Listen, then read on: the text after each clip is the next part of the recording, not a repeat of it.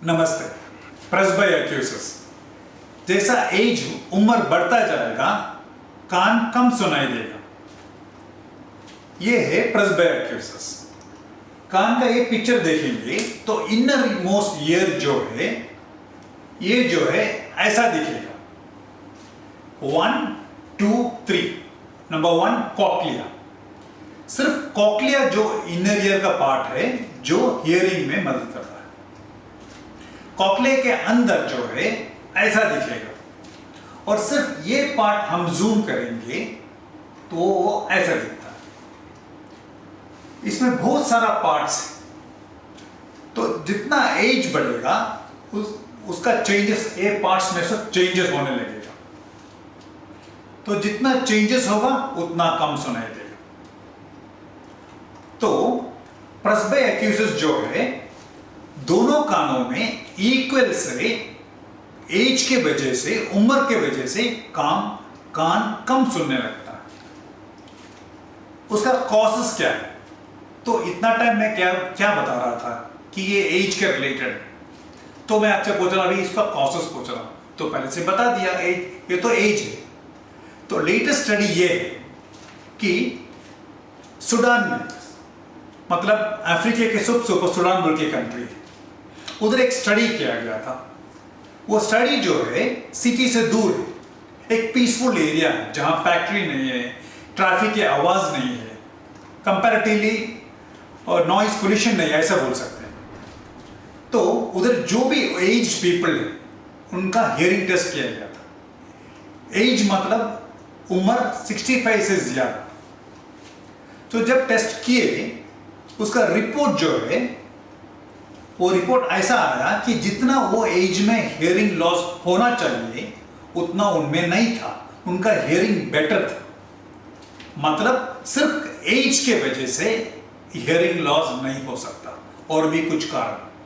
तो उनका फाइनल ये कंक्लूजन था कि एज रिलेटेड हियरिंग लॉस जो है वे कॉम्बिनेशन फैक्टर्स है। एक है जेनेटिक मतलब हेरिडिटरी, सेकेंड है एनवायरमेंटल फैक्टर्स जो एटमॉस्फेयर में हर टाइम में साउंड रहता है, लाइक ट्रैफिक का साउंड, फैक्ट्रीज का साउंड, ऑफिसेस में जो साउंड है और इंडस्ट्रीज के साउंड, सब साउंड जो है वो कान बहुत इफेक्ट करता है। Genetic effect, environmental factor effect और उसके साथ में एज का इफेक्ट भी मिला के कॉम्बिनेशन से एज ईयर में चेंजेस, इनर ईयर में चेंजेस होता है और चेंज के वजह से हियरिंग लॉस हो सकता है। ये हुआ कॉजेस। तो पेशेंट्स का कंप्लेंट्स क्या है? तो पेशेंट बोलते हैं जो वो सुनते हैं वो मफल्ड वॉइस जैसा है और कम सुनते हैं। जब भी एनवायरमेंटल साउंड बढ़ जाता है तो उनका हियरिंग लॉस और भी बढ़ जाता है। और जब दो words, similar words, van pan ऐसा जो सिमिलर वर्ड्स देते हैं तो वो डिफरेंशिएट करने के लिए बड़ा मुश्किल हो जाता है उनके लिए। उसे बोलते हैं discrimination. They are not able to discriminate. जल्दी में सिमिलर वर्ड्स डिस्क्रिमिनेट कर नहीं पाते। और थोड़ा मरीज ये भी बताते हैं कि कान से साउंड आएगा, बजिंग साउंड, रिंगिंग साउंड, ये भी एक कंप्लेंट हो सकता है। जब एग्जामिन करते हैं कान का पर्दा तो ठीक रहता है, बट जब टेस्ट करते हैं, हियरिंग टेस्ट करते हैं तो हियरिंग लॉस मॉडरेट से लेकर सीवियर हो सकता है। वो दोनों कान में सेम रहेगा। इसके हियरिंग टेस्ट के साथ साथ में और एक टेस्ट है, स्पीच डिस्क्रिमिनेशन स्कोर। ये करना मस्ट है। ये टेस्ट करता है कि फोनेटिकली बैलेंस वर्ड्स मतलब पैन वैन जैसा बताया ऐसा एक बहुत सारा वर्ड्स है। ये वर्ड्स हम पेशेंट्स को प्रेजेंट करते हैं। सो इसमें से देखना है कि पेशेंट कितना वर्ड्स करेक्ट से रिपीट कर सकते हैं, कितना परसेंटेज करेक्ट से रिपीट।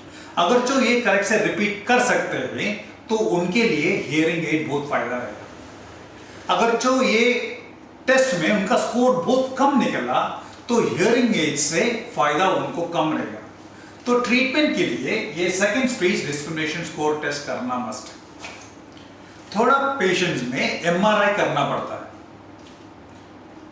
पहले जैसे बताया था प्रेस्बियाक्यूसिस में दोनों कानों में हियरिंग लॉस सेम रहेगा। जब एक कान में हियरिंग लॉस ज्यादा है और साउंड भी है, बजिंग साउंड, रिंगिंग साउंड, और पूछने में वो बताते हैं कि कभी कभी थोड़ा डिजीनेस गिडीनेस जैसा फीलिंग भी है, ऐसा है तो एक एमआरआई करेंगे तो बेहतर है, देखें कि और कुछ कारण है कि नहीं। ये हुआ इन्वेस्टिगेशन। अभी ट्रीटमेंट हियरिंग लॉस का मेन ट्रीटमेंट है हियरिंग एड। उसके पहले जब भी हम बुजुर्गों से बात करेंगे तो सामने सामने खड़ के बात करेंगे तो बेटर है, क्योंकि वो हमारा बॉडी लैंग्वेज और लिप रीडिंग करके रिप्लाई कर सकते हैं। सेकंड है हियरिंग एड। अगर जो हियरिंग लॉस मॉडरेट है और सीवियर है और उनको कान सुनना है, उनको they want to have a hearing aid, then you can give them hearing aid, हम उनको दे सकते हैं। नया डेवलपमेंट ये है कि कॉक्लियर इम्प्लांट भी कर सकते हैं, मतलब एक छोटा सा इम्प्लांट कान के अंदर जो सुनने में मदद करेगा। ये एक सर्जिकल प्रोसीजर है और बहुत कॉस्टली भी।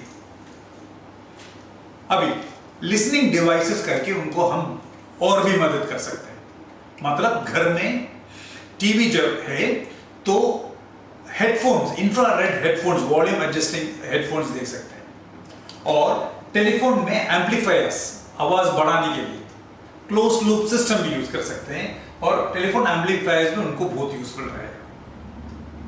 अगर जो हम ये ट्रीटमेंट कुछ नहीं दे रहे तो क्या हो सकता है, तो सबके सामने जाना, ग्रुप में खड़ के बात करना, ये उनको शर्म लगता है, क्योंकि वो ठीक से सुनाई नहीं पाएंगे और सबसे बोलना पड़ेगा एक बार रिपीट करो, तो वो ये अवॉइड करने के लिए वो आइसोलेट हो जाते हैं।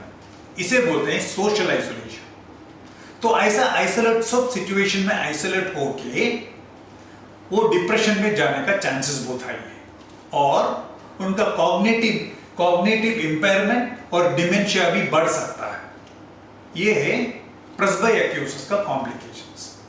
अभी ये फील्ड में क्या क्या न्यू डेवलपमेंट्स हैं, एंटीऑक्सीडेंट साथ में देंगे तो शायद कुछ हेल्प हो सकता है, मतलब 10% ऐसा कुछ।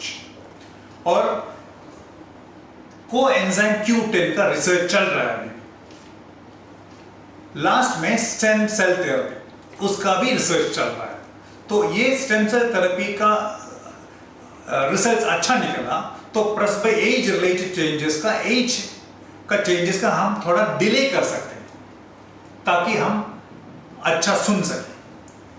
तो ये हुआ इन शॉर्ट प्रेस्बियाक्यूसिस के बारे में। शुक्रिया।